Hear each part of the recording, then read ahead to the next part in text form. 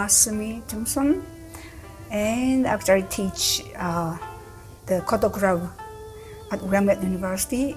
And I also teach Japanese language and culture at Jamaica Community College. And I'm a Koto instructor and performer of the Koto. I've been playing the Koto for like 40 years. And I started at young age, but in Japan, not too many people appreciate it. They're more fascinated with piano or violin or Western instruments. And then when I came to States and when I perform, people really like it. And then I thought, oh wow, they appreciate more. And then I thought I really worked hard and I got involved in the community. I play at Portland Japanese Garden periodically.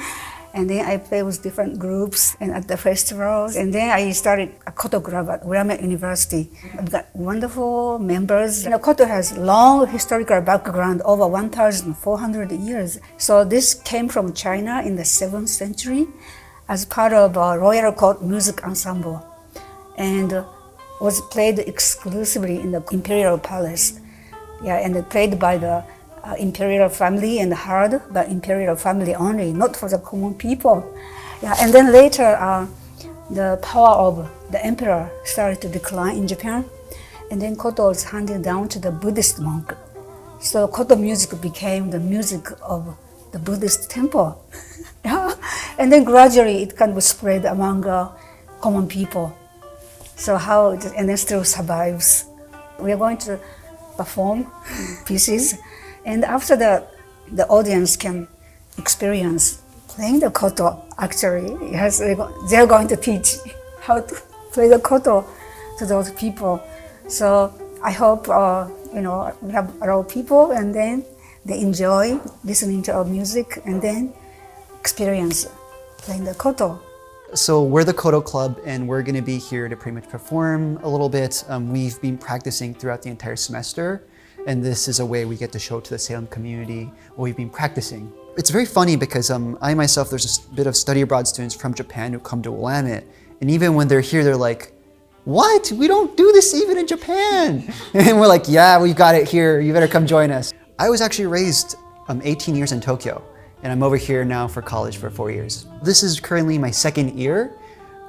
We started this right after COVID, the Koto Club. Currently, it's only available to Willamette students. I've barely had many music experience before coming to Willamette.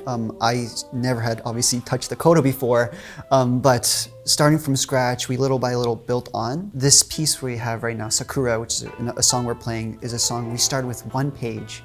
But as I've been playing for 2 years, we started from 1 page to 3, and now it's 10. So the difficulty kept rising.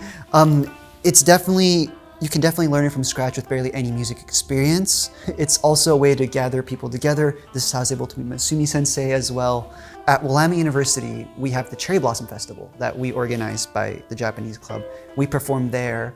Last year, we were honored to perform at the state capitol Cherry Blossom Festival as well, and we keep hoping to grow and expand.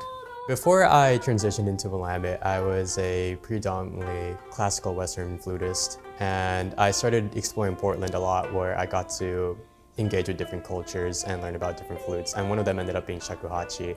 I ended up discovering the Koto Club from Sean, and from there it's kind of just rolled up to this point, and I've been able to play as the shakuhachi for the club. I'm studying global cultural studies, so one of my biggest topics for me is learning how to advocate for cultures better and sort of facilitating that sort of community. I think music is a fundamental part of every culture, and I think one of the biggest parts for me for Koto Club, aside from learning the shakuhachi and learning about Japanese music, is to actually help the community itself. I think an important part of supporting events like this is that it's not only nice to engage with the culture, but it also genuinely helps Sean with JSSL and the Japanese cultural community at Willamette that is, although very big, also actively strives for better representation. It might look hard, but the basics aren't too bad, and it's a lot of fun, and you can do a lot with the instrument. Because it's not just one set tuning like a guitar or something. You can move the bridges to do like any tuning you want, to play any song you want. And I think it's really cool. So it's really fun. You should try it out. I think the music is universal, and then you can communicate, right, with people from different culture backgrounds. It's interesting, like young people, like students, playing the koto. It really means a lot to me. You know, like it's not like only promoting Japanese traditional koto, but also this promoted like diversity and inclusiveness in this diverse community in Salem and then in these Portland areas. And yeah, so I think I really feel so fortunate.